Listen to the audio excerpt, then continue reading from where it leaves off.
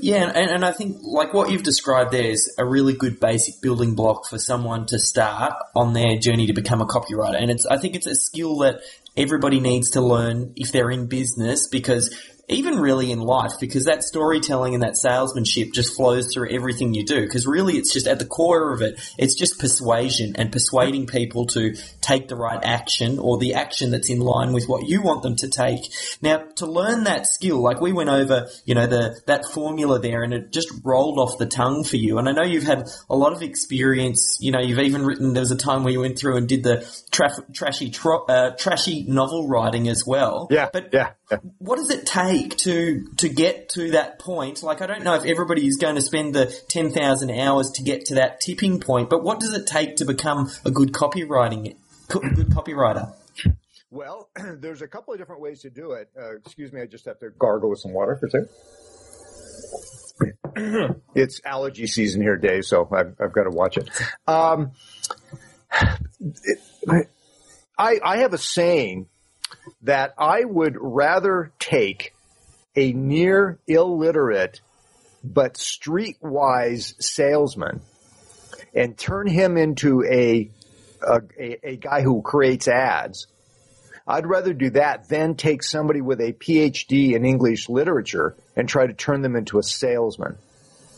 Especially with the advent of video, the reason that video newsletters are so hot right now isn't because there's anything magic about video.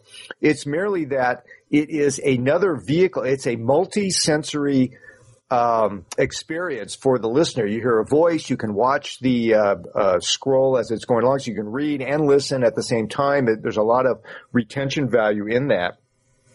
But the advantage of video, of course, is the technology now. It used to be hard. You had to wait for a video to load. It's still hard for a number of people, but we're very close to that situation where video is just a no-brainer now, where it loads fast. There's a lot of you click on it and it gets going. So that's why video is kind of hot right now, because most people have the bandwidth now to be able to handle it. The advantage to people who are afraid of the writing part of copywriting, and that's why I don't even use the word copywriting anymore, Dave. I use sales messages. Creating a sales message takes the heat off the idea that somebody says, I can't write. I hated writing in school. I can't write. I'm bad at it. Therefore, I'll never do this. Well, it's nonsense. And if at the very worst, you can record what you want to say. If you know how to sell it face to face, then you can record that and have somebody transcribe it, take out the ums and ahs, and you've got a pretty good ad right there. Especially with video, now, you can just get on video. If you can sell face to face to one person, you can sell face to face now on video to everyone in the world at the same time online. So, the idea of copywriting, while it scares people, it's more salesmanship than anything else. Now, all of us have an inner salesman. He exists. He's in there. For most people, he is fast asleep and will remain asleep for their entire lives. However, if you're married, you sold someone on marrying you. Even if you have a really good girlfriend or boyfriend and you're very happy, you've been together for a while, you sold them on going out with you, you sold them on going out on the second date, you sold them on moving in with you, whatever situation you're in.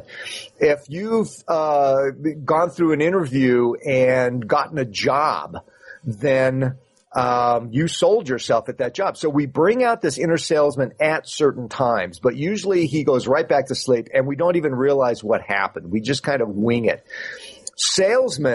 Conscious salesmen who understand what they're doing and understand that persuasion isn't just a word, but it is really a communication device.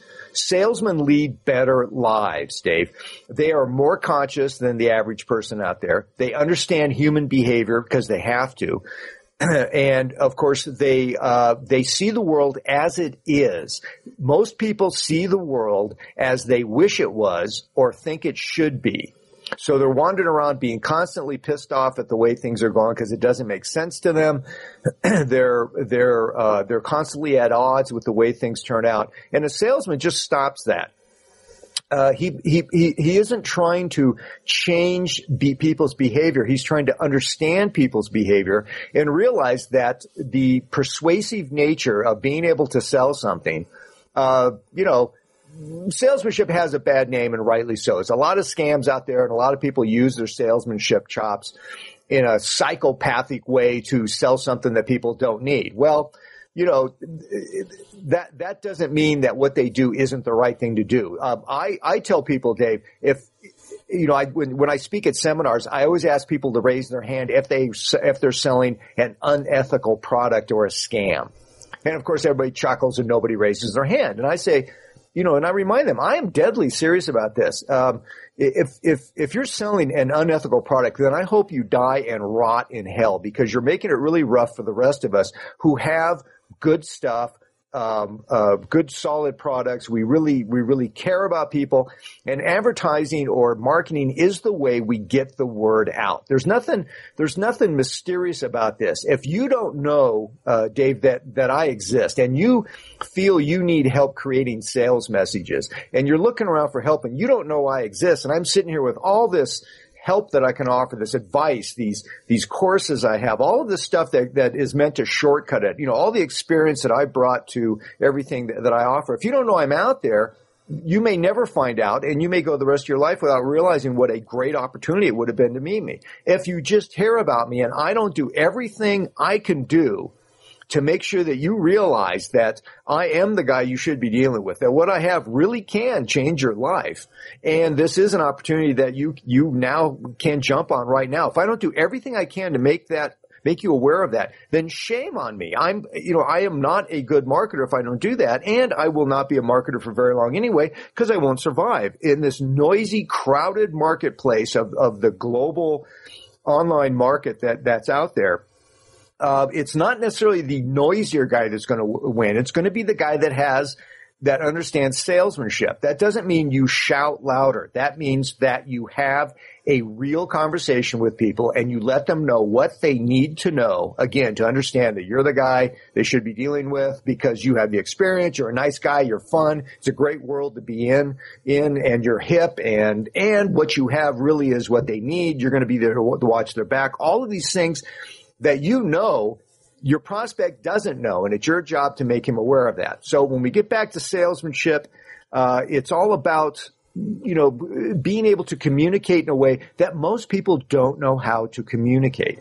So that word influence is huge. And you mentioned the tipping point. I think you're referring to Gladwell's book, The Tipping Point, where he talked about the 10,000 hours to get to be an expert. You don't have to be an expert at this to make it work.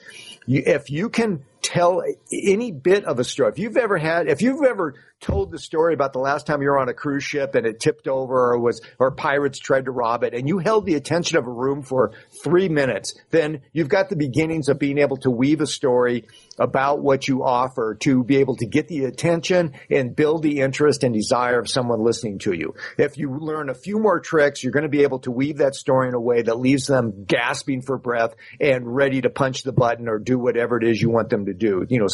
Opt in or click to buy or, get the free report or whatever.